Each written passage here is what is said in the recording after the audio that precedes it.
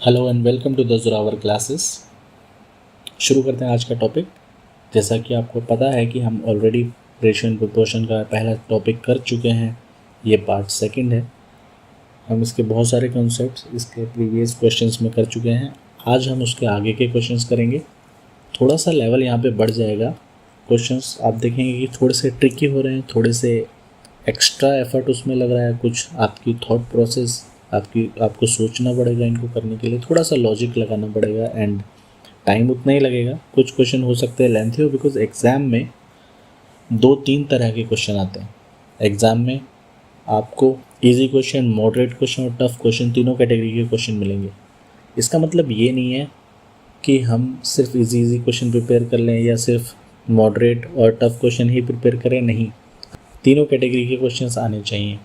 तो ऐसे ही ratio and proportion में थोड़े से ट्रिकी क्वेश्चन, मॉडरेट या टफ क्वेश्चन कौन से हो सकते हैं वो हम पार्ट 2 में आज कर रहे हैं। फर्स्ट क्वेश्चन हमें कह रहा है 3 संख्या A, B और C 12, 15 और 25 के अनुपात में है। यदि इन संख्याओं का योग 312 है तो B और A के अंतर और C और B के अंतर के बीच अनुपात बताओ। सिंपल क्वेश्चन है, समझ लेते हैं कैसे करना। हमें 3 नंबर दे रखे हैं, 12, 15 और 25। आपको तीनों का अनुपात पता है। हमें ये भी बताया हुआ है कि तीनों नंबर को जोड़ने पर 312 आएगा। बट क्या ऐसे लिख सकते हैं? नो। अगर हमें सम करके लिखना है तो आपको 12x, 15x प्लस 25x। यहाँ एक चीज़ जानना ज़रूरी है कि ये जो 312 है ना, इसका कोई यूज़ नहीं है इस क्वेश्चन में, कोई मतलब नहीं, कोई यूज़ नहीं है। कैसे करेंगे देखिए। हमें एंड में पूछा क्या है? हमें ये पूछा है कि B और A का अंतर पता कर लो किसी तरह, C और B का अंतर पता कर लो किसी तरह, और फिर उनका अनुपात बता दो। जब अनुपात पूछ लिया सीधा, हमसे रेशियो पूछ लिया सीधा, तो ओवरऑल वो क्या वैल्यू है उससे कोई मतलब नहीं है। कैसे देखते हैं। B है 15x, A है 12x, C है 25x। हमें सबसे पहले B और A का डिफरेंस निकालना है, तो आप इसको 15x माइनस 12x लिख सकते हैं, ये 3x आ जाएगा। यहाँ पे देखिए C और B का डिफरेंस, C 25 है, B 15 है, इसे आप 25x माइनस 15x कर दीजिए, 10x मिल गया। हमसे इन दोनों का ही तो रेशियो पूछा है, आप इन दोनों का रेशियो निकाल दीजिए, 3:10। क्या यही नहीं होगा? यही आपका आंसर है। Moving on to the next question. 2 संख्या 21 और 26 के अनुपात में है। यदि प्रत्येक में 8 जोड़ दिया जाए तो नया नंबर जो बनेगा उसका अनुपात 5:6 है। उसके बाद दोबारा अगर उन्हीं पुरानी संख्याओं में 6 माइनस कर दिया जाए, दोनों अनुपातों में से 6 माइनस कर दिया जाए तो वो संख्या का अनुपात क्या होगा? ज़रा देख लेते हैं। हमें 2 नंबर बताएं, एक 21x है, एक 26x है। ऐसे तो लिख सकते हैं ना इनको। ये हमने लास्ट क्लास में भी समझाया था, इसमें कोई प्रॉब्लम नहीं होनी चाहिए किसी को। अब हमसे पूछा गया है कि इनमें 8 जोड़ दिया जाए। दोनों नंबर में 8 जोड़ दिया गया है, यहाँ भी 8 जोड़ दिया गया है। अब बताया कि नया अनुपात 5/6 हो गया। कुछ बच्चे ये पूछ सकते हैं कि सर इनको डिवाइड करके क्यों लिखा, अपॉन में क्यों लिखा? आप ऐसे भी तो लिख सकते हैं, 21x अलग से, 26x अलग से, और दोनों में 8 प्लस कर दो। हाँ बिल्कुल लिख सकते हैं, कोई प्रॉब्लम नहीं है। लेकिन क्योंकि हमें ये बताया है कि जब दोनों में 8 प्लस किया उसके बाद उसका नया अनुपात 5/6 बन गया, तो जब ऑलरेडी हमें अनुपात में ही दिया गया तो पहले से ही आप अनुपात में लिख के चलिए। इसलिए हमने इनको पहले से ही 21x प्लस 8 अपॉन में 26x प्लस 8 लिख लिया है। ओके, तो आई थिंक ये बात समझ आ गई होगी।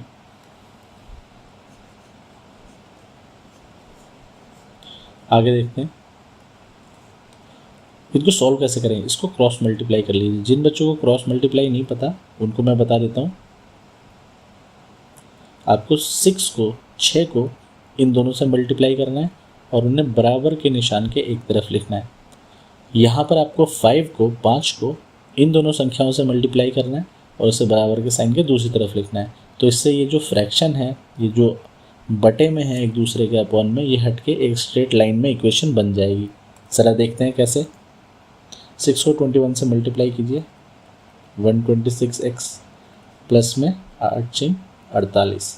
यहाँ पे देखिए 5 को आप 26 से करेंगे 130x आएगा, यहाँ पर 40। इसको सॉल्व कर लीजिए, 126 प्लस का है, इधर जाएगा तो माइनस का हो जाएगा, 130 में से 126 जाएगा तो 4x बचेगा। यहाँ पे देखिए ये 40 है, इधर आएगा तो ये माइनस हो जाएगा, 48 माइनस 40 8 बचेगा सिर्फ। तो x बराबर क्या आ गया आपका 4, x बराबर 4 आ गया। अब क्वेश्चन का अगला पार्ट देखिए, क्वेश्चन में उसने कहा है कि आपको नया रेशियो बताना है तब जब 8 ना जोड़ा गया हो बल्कि 8 की जगह इसमें से 6 माइनस कर दिया गया हो।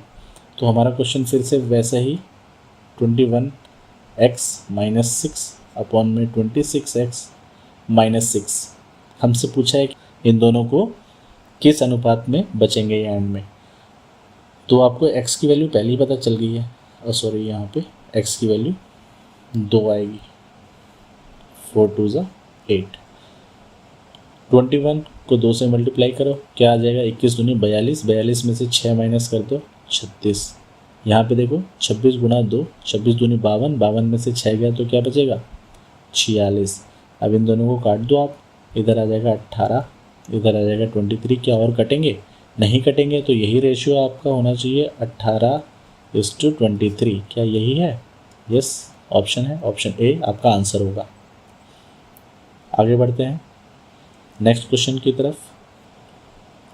दो व्यक्तियों की आय 5:3 में है और उनका व्यय 9:5 में है। यदि वे क्रमशः 2000 और 1500 रुपये बचाते हैं तो उनका व्यय ज्ञात कीजिए। मतलब दो लोग हैं, वो कुछ भी कमा रहे हैं, कुछ सैलरी है उनकी, जो भी उनकी सैलरी है वो 5:3 में कमाते हैं। मतलब एक आदमी है वो 5x रुपये पूरे कमाता है, दूसरा आदमी है वो 3x रुपये कमाता है पूरे। ठीक है, अब वो क्या करते हैं, कुछ भी ऐसा करते हैं, खर्च करते हैं पैसे, जिस भी रेशियो में वो खर्च करते हैं वो 9:5 है, यानी वो 9x खर्च करता है और 5x दूसरा वाला पर्सन खर्च करता है। लेकिन जो बचाते हैं वो 2000 रुपये बचा लेता है एक पर्सन, दूसरा पर्सन 1500 रुपये बचाता है। ओके, तो एक चीज़ समझिए, अगर मैं 100 रुपये कमाता हूँ महीने में और मैं उसमें से 20 रुपये बचा लेता हूँ तो मेरा खर्च कैसे पता चलेगा आपको? 100 में से 20 माइनस करके 80 रुपये तो खर्च पर है मेरा। 80 रुपये खर्च कैसे पता चला? कि जितना मैं कमाता था, जो मेरी इनकम थी, उसमें से जब मैंने अपना सेविंग जो मैंने बचाया वो माइनस कर दिया तो मुझे पता चल गया कि मैंने कितना खर्च किया है। इसी तरह से पहले पर्सन को देखिए, आप मान लेते हैं इसको, ये पर्सन ए है, इसके बारे में हम जानना चाहते हैं, और ये पर्सन बी है। पर्सन ए की इनकम थी 5x, उसने 2000 रुपये बचा लिए। अगर उसने 2000 रुपये बचा लिए तो जो भी आएगा वो उसकी सेविंग होगी, है ना। इसी तरह दूसरा पर्सन है, ये बी है, इसकी 3x रुपये इनकम थी और इसने 1500 रुपये बचाए थे। आप ये माइनस कर दो तो इसका खर्च पता चलेगा। जो भी खर्च पता चलेगा वो भी यहाँ पे अपॉन में होगा, क्योंकि मैंने इन दोनों को यहाँ पे डिवाइड कर दिया है। और अगर यहाँ पे इनके खर्च किए हुए पैसे हैं और दोनों डिवाइड में हैं, इसका मतलब यहाँ पे अनुपात आ जाएगा खर्चे का, कितना खर्च किया है, और ये हमें क्वेश्चन में दिया हुआ है। तो आप यहाँ पे 9/5 लिख लीजिए। ओके, ये इनकम थी, ये उसकी सेविंग थी, और ये उसका खर्च है, उसका व्यय, कितना उसने खर्च किया है। फिर से इसको सॉल्व करने के लिए आपको क्रॉस मल्टीप्लाई करना पड़ेगा। आप क्रॉस मल्टीप्लाई कर लीजिए। 25x माइनस में 10,000 इक्वल टू 9 को इससे मल्टीप्लाई कीजिए, 27x माइनस में 13500, 13,500। इसको सॉल्व कर लेंगे कैसे? बड़ी संख्या के पास छोटी संख्या ले जाएंगे। ये 27x है, यहाँ प्लस का 25 है, इधर जाएगा तो -25 हो जाएगा, 27 में से 25 जाएंगे तो 2x बचेगा। यहाँ पे माइनस का 13,500, इधर आएगा तो प्लस का हो जाएगा, तो यहाँ हो जाएगा 13,500, और ये माइनस का ही रहेगा, -10,000, है ना। तो आप इन दोनों को माइनस कर दीजिए, ये बचेगा 3500 इक्वल टू 2x। x बराबर क्या आ गया? 1750। x आया है अभी 1750। हमसे पूछा था कि एक्चुअल में उसने कितने रुपए बचाए हैं, कितने रुपए खर्च किए हैं, उसका व्यय कितना है दोनों पर्सन्स का, ए और बी का। तो पहले आप ये देखिए कि उसकी इनकम थी 5x, तो 1750 गुणा में 5x जब आप करेंगे तो आपको यहाँ से इसका एक्चुअल में कितनी इनकम थी वो इनकम मिल जाएगी। तो आप 1750 गुणा में 5 कर लीजिए, यानी पर्सन ए की इनकम हो जाएगी यहाँ पे 1750 गुणा 5, 8,750। ओके, इसी तरह से पर्सन बी की इनकम देख लीजिए, 1750 गुणा 3। जब आप इसको 3 से मल्टीप्लाई करेंगे, क्योंकि 3x है वहाँ पर, तो क्या आएगा,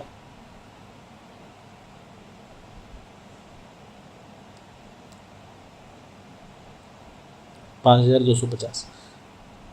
अब हम चेक कर लेते हैं कि उसने कितने रुपए बचाए थे। यहाँ पे 2,000 रुपये बचाए थे ए पर्सन ने। इसने कितने रुपए बचाए थे, इसने 1500। आप माइनस करेंगे 8750 में से 2000, तो आंसर आएगा 6750। कोई ऑप्शन है? यस, ऑप्शन ए है। तो यही आपका आंसर होगा। लेकिन हम फिर भी ये देख लेते हैं, 3750 चेक कर लेते हैं क्या पर्सन बी का है। तो आप 5250 में से उसने जो 1500 रुपये बचाए थे आप माइनस कर दीजिए, तो आपको मिलेगा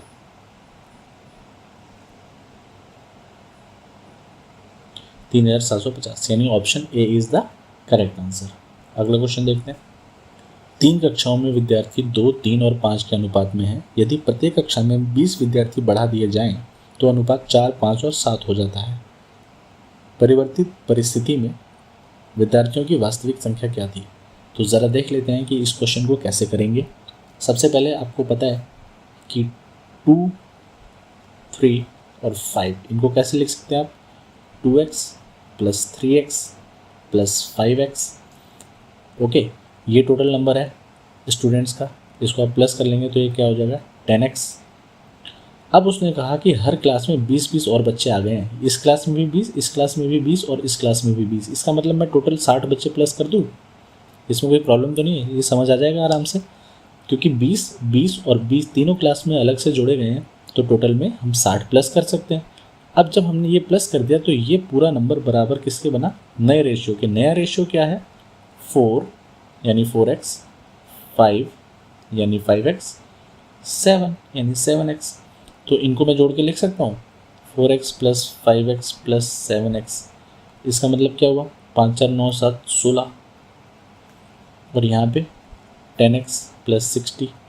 यहाँ से x की वैल्यू आप निकाल लो, यहाँ 6x बचेगा, 16 में से 10 गए तो यहाँ 60 है, तो x बराबर 10। x तो 10 आ गया। यहाँ पे हमसे क्या क्वेश्चन में पूछा था कि सबसे पहले वास्तविक संख्या क्या थी, सबसे पहले क्लास में टोटल कितने बच्चे थे। तो कितने बच्चे थे, यहाँ पे 10x बच्चे थे। देखिए 2x + 3x + 5x, 5 3 8 और 2 10x बच्चे थे। x की वैल्यू आपको पता है 10 ही है, 10 × 10 यानी टोटल कितने बच्चे हो गए, 100 बच्चे हो गए। Option C. अगला क्वेश्चन देखते हैं। The ratio between the boys and girls in a class is 6:5 respectively.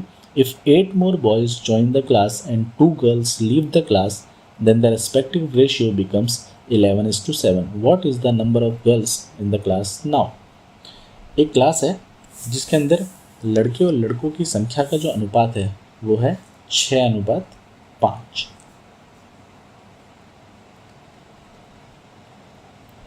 Okay, लड़कों और लड़कियों की संख्या का अनुपात है 6:5। अब इसने आपको बोला है कि हमने उस क्लास में 8 लड़के और आ गए हैं और 2 लड़कियां चली गई हैं। तो क्या आप इसको ऐसे लिख सकते हैं, 6x ये तो बॉयज़ हो गए और 5x ये गर्ल्स हो गई। लड़के +8 हो गए क्योंकि 8 लड़के और आए थे और लड़कियां चली गई, 2 लड़कियां और चली गई। फिर से जो बच्चे पूछें कि हमने अपॉन में क्यों लिख दिया इसको, पिछले क्वेश्चन में तो नहीं लिखा था, क्योंकि पिछले क्वेश्चन में हमें इसका रिजल्ट टोटल नंबर दिया हुआ था। तो जब टोटल नंबर दिया है आपको, तो आप सीधा इनको प्लस करके इक्वल में वो नंबर लिख दें। लेकिन जब आपको यहाँ पे टोटल नंबर नहीं दिया है, इनका रिजल्ट में पहली स्थिति में 6 और 5 के अनुपात में लड़के और लड़कियों की संख्या में, उसका उत्तर भी उन्होंने आपको अनुपात में ही दिया। उसने बताया है कि नया अनुपात बदल चुका है और वो हो चुका है 11:7। तो 11/7 यहाँ पे हो चुका है। अब आप इसको फिर से कैसे सॉल्व करेंगे, क्रॉस मल्टीप्लाई कर दीजिए जल्दी से। जैसे आप इसको क्रॉस मल्टीप्लाई करेंगे ये हो जाएगा 42x प्लस में 56 बराबर 55x माइनस 22। ठीक है, इसको सॉल्व करेंगे क्या हो जाएगा, 42 इधर आ जाएगा, 13 और 55 में से 42 गया तो कितना बचेगा 13x।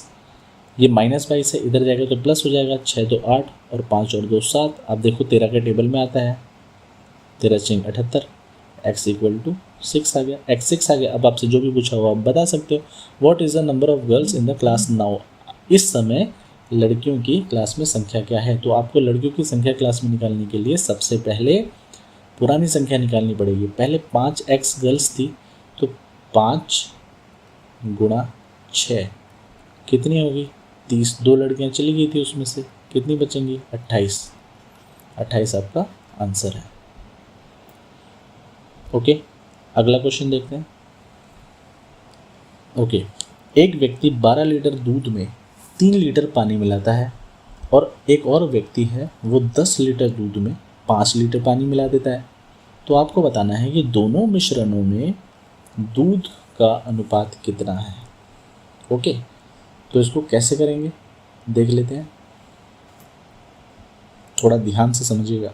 हमारे पास पहला मिक्सचर है जिसके अंदर 3 लीटर वाटर है और 12 लीटर मिल्क है। दूसरा हमारे पास एक और मिक्सचर है जिसके अंदर 5 लीटर जो है वो वाटर है, पानी है, और 10 लीटर मिल्क है। ओके, अब आप मेरी एक बात समझो ध्यान से। अगर 3 लीटर वाटर है और 12 लीटर मिल्क है तो इसका मतलब टोटल मिक्सचर कितना होगा। टोटल उस बर्तन में 15 लीटर का द्रव होगा, 15 लीटर लिक्विड होगा। देखने में वो दूध लग रहा हो या पानी जैसा दूध लग रहा हो या जो भी देखने में लग रहा हो, वो एक्चुअल में उस बर्तन के अंदर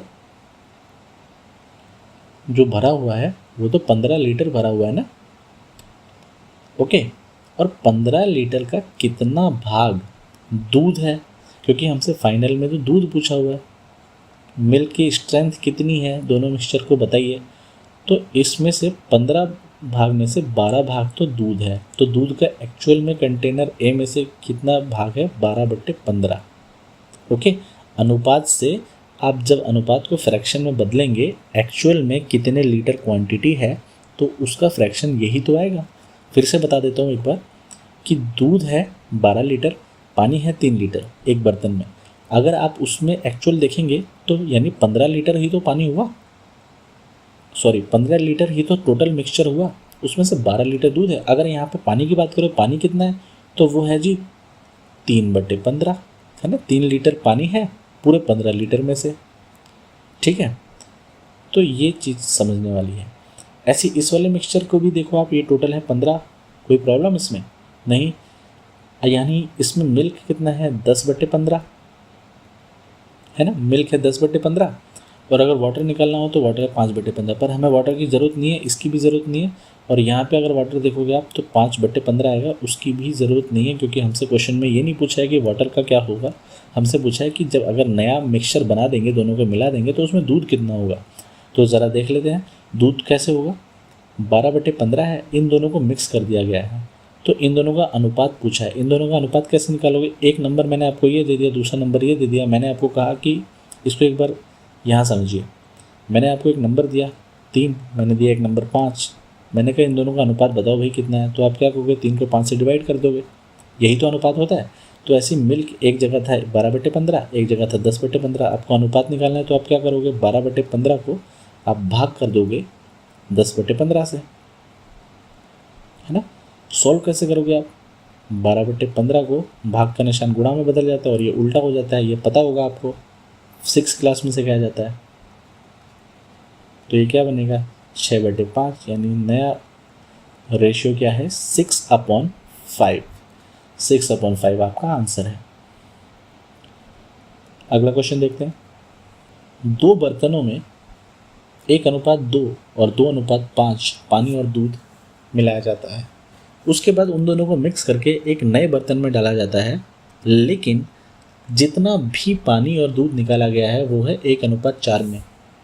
आपको ये बताना है कि नए मिश्रण में पानी और दूध का अनुपात क्या है। ये क्वेश्चन पिछले क्वेश्चन से अलग है।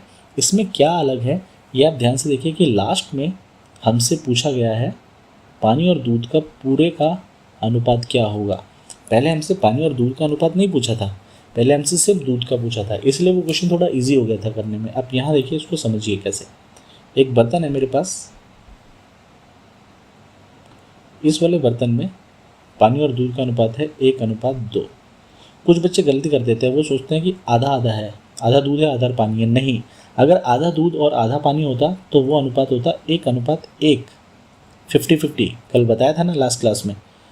अभी ये 50-50 नहीं है, ये 1:2 है। इसका मतलब क्या है, 2 हिस्से दूध हैं और 1 हिस्सा पानी है, टोटल 3 हिस्से हैं। इसका मतलब अगर 3 लीटर दूध है तो उसके अंदर 2 लीटर दूध है और 1 लीटर पानी है। और अगर पानी की बात करें तो 1 लीटर पानी है और 3 लीटर पूरा मिक्सचर है। ओके, इसी तरह से यहाँ पे आप देखिए 2/5 दूसरे बर्तन का रेशियो है। जो दूसरा बर्तन है उसके अंदर 2:5 में है वो दोनों। 2 भाग जो है वो पानी है और 5 भाग जो है वो दूध है। तो उसमें भी टोटल मिक्सचर कितना होगा, 7 लीटर है ना, 7 लीटर हो गया। इसमें दूध कितना होगा, 5/7 होगा। और पानी कितना होगा, वो 2/7 होगा। ये बात समझ आ गई? ओके, आगे बढ़ते हैं। कैसे करेंगे देखिए, अगर मैं आपसे कहूँ कि इस पूरे 3 लीटर वाले मिक्सचर में पानी कितना है और दूध कितना है, तो आप कैसे करेंगे? आप कहेंगे सर पानी तो है 1/3 और दूध है यहाँ पे 2/3। मैं कहूँगा ठीक है, वेरी गुड, कोई प्रॉब्लम नहीं। अब इस वाले मिक्सचर में देखते हैं, मैं पूछूंगा आपसे पानी और दूध कितना है इसमें, तो आप कहेंगे सर पानी तो यहाँ है 2/7 और दूध यहाँ है 5/7। मैं कहूँगा वेरी गुड, ठीक है, कोई प्रॉब्लम नहीं। अब आप यहाँ समझिए कि एक तीसरा बर्तन भी ले लिया गया है और उसमें इन दोनों को मिला दिया है। लेकिन ऐसा नहीं है कि सीधा आधा इसको मिला दिया आधा इसको मिला दिया। अगर आधा आधा मिला दिया होता तो ये बहुत आसान हो जाता करना। उसने कहा है कि हमने 1:4 में डिवाइड किया है दोनों को, मतलब 1 भाग तो इसका लिया है और 4 भाग लिए हैं इसके। ओके, तो कैसे? सबसे पहले अगर हम देखें तो वाटर, पानी का 1 भाग अगर लिया है तो यानी 1/3 गुणा 1 हो गया, तो ये तो 1/3 ही रहेगा। ऐसे ही मिल्क का अगर 1 भाग लिया है तो ये 2/3 गुणा 1, तो ये भी 2/3 ही रहेगा, है ना। यहाँ पे देखिए, लेकिन इस वाले के तो 4 भाग लिए हैं, तो इसमें पानी का कितना लिया होगा, 2/7 गुणा 4 भाग लिया होगा। और मिल्क का कितना भाग लिया होगा, 5/7 गुणा 4 भाग लिया होगा। तो ये हो जाएगा 8/7 और ये हो जाएगा 20/7। ओके, इतना लिया है यहाँ से दूध और पानी और दूसरे वाले से इतना दूध और पानी लिया है। अब हमें टोटल देखना है, इस वाले मिक्सचर में दूध कितना गया है और पानी कितना गया है। ठीक है, अब ज़रा देख लो, इस वाले में से दूध कितना लिया था हमने, 2/3, और इस वाले में से दूध आया 20/7। तो दोनों को ज़रा प्लस कर दो।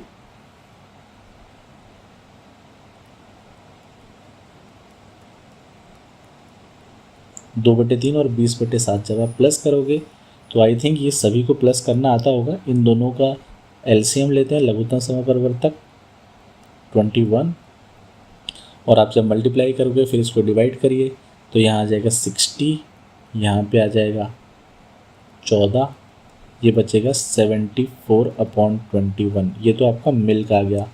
नए मिक्सचर में लास्ट वाले में मिल्क, दूध इतना है।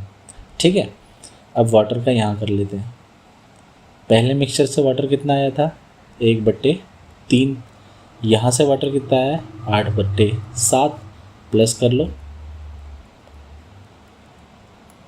कितना आएगा, 21, 7 प्लस 24 कितना आ गया, 31/21। ये है पानी, ये है वाटर। ठीक है, अब हमसे पूछा है कि अनुपात कितना है फाइनल मिक्सचर में, इस वाले के अंदर दूध, मिल्क और वाटर का अनुपात कितना है। तो आप देख सकते हैं कि वाटर कितना है, 31/21 भाग दूध कितना है, 74/21। जब इनको आप सॉल्व करने जाओगे तो ये उल्टे हो जाएंगे, गुणा में 21/74, 31:74। क्या कोई ऑप्शन है? हाँ है, option B is your answer. I think ये समझ आ गया होगा आपको कि ऑप्शन बी क्यों आया। थोड़ा सा दिक्कत आएगी, मैथ्स इसी तरह की है, पहले भी कुछ बच्चों की प्रॉब्लम आई है कि आपको समझने में प्रॉब्लम होती है। बेटा अगर मैं आपको सिर्फ इजी क्वेश्चंस कराऊंगा तो आपको समझ बहुत जल्दी आ जाएगा, आप कर लोगे। बट वो क्वेश्चन एग्जाम में नहीं आते ना, एग्जाम में ये क्वेश्चंस आते हैं और कॉन्सेप्ट दोनों में सेम लगता है। प्रॉब्लम है आपकी प्रैक्टिस। कुछ अगर आप समझ नहीं पाते हो एक बार में, आप उसको वीडियो को दोबारा देखो, आप रिवाइज करो, उन्हीं क्वेश्चंस की प्रैक्टिस करो। जिस स्टेप पे प्रॉब्लम आती है उस स्टेप को देखो कि मैंने कैसे किया था, मैंने कैसे सॉल्व करना बताया था। आप जब उनको बार बार करोगे तो आपको वो टाइप करना आ जाएगा। जब उस टाइप के क्वेश्चंस आप कर लोगे तो आप फिर सारे क्वेश्चन कर लोगे, फिर आपको कभी प्रॉब्लम नहीं आएगी उनको करने में। प्रैक्टिस ही मैथ्स। ओके, तो आज की क्लास में इतना ही। बाकी अगर अभी तक आपने हमारे व्हाट्सएप नोटिफिकेशंस से नहीं जुड़े हैं आप, तो आप स्क्रीन पे दिख रहे नंबर पे एक व्हाट्सएप मैसेज कर दीजिए। हम आपसे मिलते हैं नेक्स्ट क्लास में। Till then take care, bye bye, thank you.